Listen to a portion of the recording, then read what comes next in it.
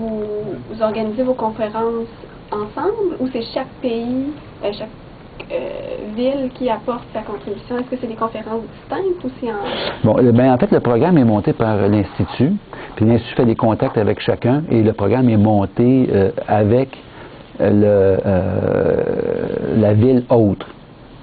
Fait que donc, c'est certain que nous, souvent, on va soumettre nos projets. Et là, l'Institut va les évaluer, il va voir dans quel cadre, comment ça rencontre les objectifs, puis comment ça cadre dans le programme complet du séminaire ou de la séance qu'on veut présenter là-bas. Donc, c'est vraiment l'Institut a joué ce rôle-là d'intégrer les parties de chacun des experts des pays.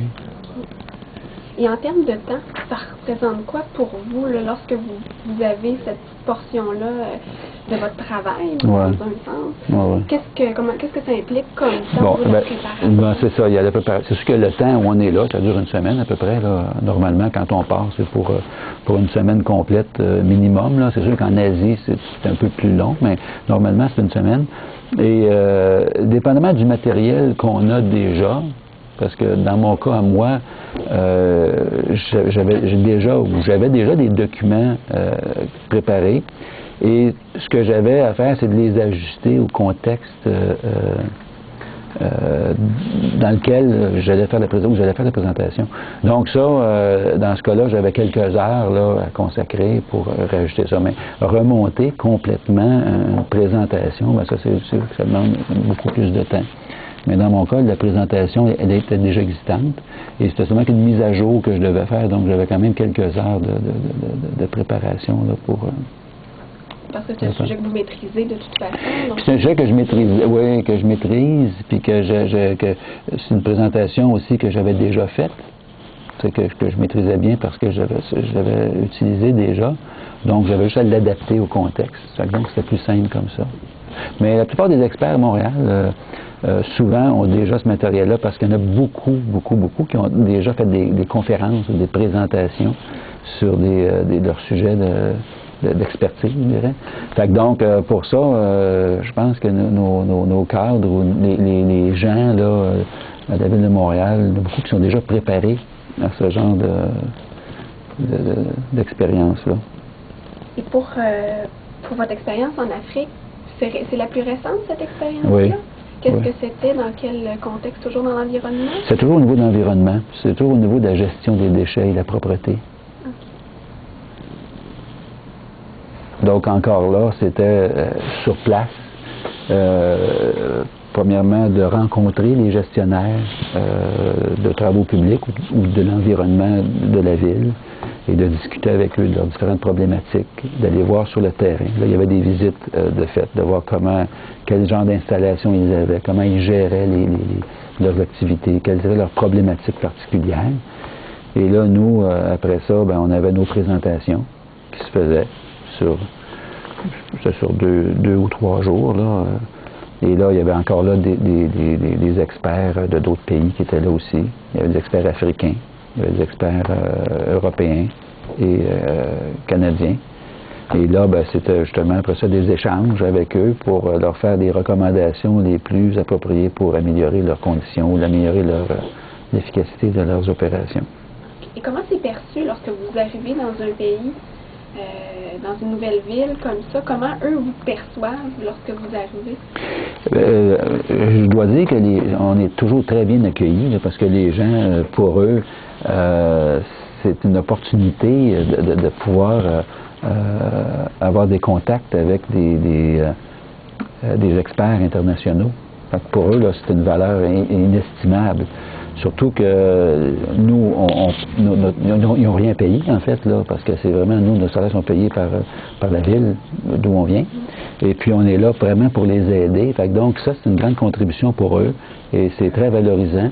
Ça confirme souvent les positions et ça permet aussi au pays souvent d'avoir une évaluation de leur situation puis avec des recommandations qui leur donnent du poids vis-à-vis le gouvernement, parce que souvent, s'ils ont des demandes à faire, ou dans des dossiers aussi où ils ont à justifier, je dirais, certaines dépenses ou certains investissements.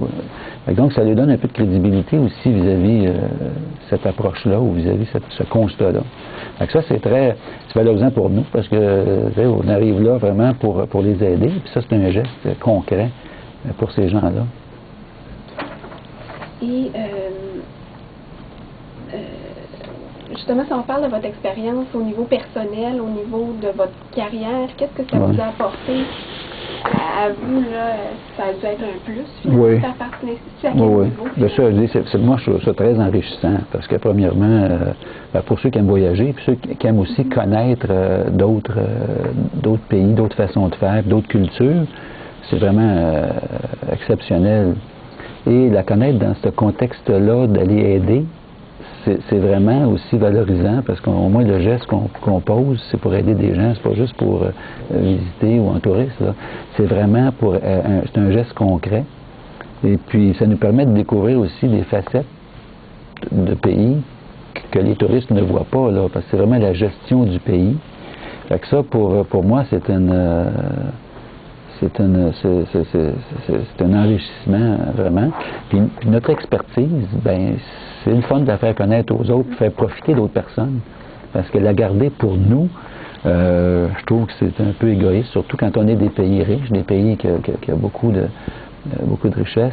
Ben, je pense que les faire partager avec ces pays-là, c'est un geste social, puis c'est un geste qui est valorisant. Puis comme ça aussi, c'est aussi d'établir le réseau parce que faut pas oublier que effectivement Métropolis, c'est un grand réseau. Fait que dans ce cadre-là, ben, ça nous permet de connaître d'autres experts aussi à travers le monde qui ont des mêmes problématiques. Là. Donc encore là, c'est une valeur ajoutée pour notre profession, parce que souvent ça nous permet, avec ces contacts-là, peut-être de résoudre certaines problématiques là, où on a besoin aussi de voir ce qui se fait ailleurs, faire un peu de benchmarking. Là. Fait que ça nous donne cet accès-là à un réseau d'experts. Okay. Et lorsque vous allez là-bas, tantôt vous m'en parliez un petit peu, est-ce que vous pouvez vous imprégner de la culture ou vous êtes vraiment distinct? Est-ce que tout est fait vraiment pour vous recevoir d'une manière qui fait en sorte que vous avez peu de contacts peut-être culturels ou vous vous imprégnez aussi de leur culture d'une certaine manière? Bien, c'est parce qu'il ne faut pas oublier que quand on fait une mission, là, on travaille beaucoup là, parce que effectivement, on a peu de temps pour être capable de faire des formations aussi, des conférences, pour ça, pour être capable aussi de digérer l'information. Mais en même temps, les gens qui nous reçoivent ont toujours en tête ce volet-là de faire connaître leur pays, de nous faire connaître leurs problématiques là, reliées au domaine d'expertise pour lequel on est demandé. Mais ils veulent aussi nous faire connaître leur culture, les beautés de leur pays aussi, leur ville. Fait que souvent, on est mis dans des contextes aussi où les gens nous amènent dans des cérémonies culturelles ou dans des événements ou des visites de points d'intérêt pour qu'on puisse aussi s'imprégner un peu de la culture parce que ça fait partie aussi là, de la compréhension de la problématique du pays, de la culture. Donc c'est très convivial, là. Oui, parce que les gens qu'on rencontre dans ces pays-là, c'est nos homologues, là, c'est des directeurs de travaux publics, c'est des gens techniques. Fait que c'est des gens qui parlent le même langage que nous. C'est certain qu'il y a toujours un volet, je dirais, protocolaire, entre autres, parce que souvent la ville va nous recevoir, parce que pour eux, c'est de recevoir des experts internationaux, ben, ça va être, il y a une petite cérémonie à l'hôtel de ville, souvent ils vont peut-être faire signer le livre d'art, ou il y aura peut-être une petite cérémonie particulière, mais nos interlocuteurs demeurent toujours des gens avec qui ont les mêmes préoccupations que nous. Fait que donc c'est assez convivial comme... c'est pas très protocolaire. Là. Il y a un protocole alentour de l'événement comme tel, là, mais en termes de contact, le contact est plus professionnel, mais convivial. Okay. Et pour les cadres qui viennent tout juste d'apprendre que l'Institut existe, que Métropolis existe, qui hésitent à embarquer dans cette expérience-là, qu'est-ce que vous pourriez leur dire par rapport à ce que vous avez vécu, vous? Pour peut-être les faire... Bien, moi, je pense que c'est bon, à la Ville de Montréal, on a toujours on pense toujours que nous, on est confinés à des limites territoriales bien précises, avec des activités bien précises. Mais je pense qu'on a un rôle aussi à jouer international. Là. Puis je pense que la ville le joue aussi. Comme je disais tout à l'heure, Métropolis, c'est vraiment un regroupement de métropoles à travers le monde. Et si on peut s'entraider entre nous, je pense que tout le monde devrait faire ça. Et comme je disais, la valorisation qu'on a quand on arrive là et on est capable de faire valoir ou de faire profiter des gens de notre expertise, je trouve que déjà là, pour nous-mêmes, c'est une grande valorisation professionnelle. Parce que souvent, on n'a pas l'occasion de mettre en valeur nos connaissances ou notre expertise, ces choses-là. Puis je trouve que via Métropolis, via l'Institut, c'est un moyen là, pour une personne de mettre en valeur et aussi une certaine reconnaissance aussi, parce que souvent, nul n'est prophète dans son pays. Souvent, ben, c'est bien d'être capable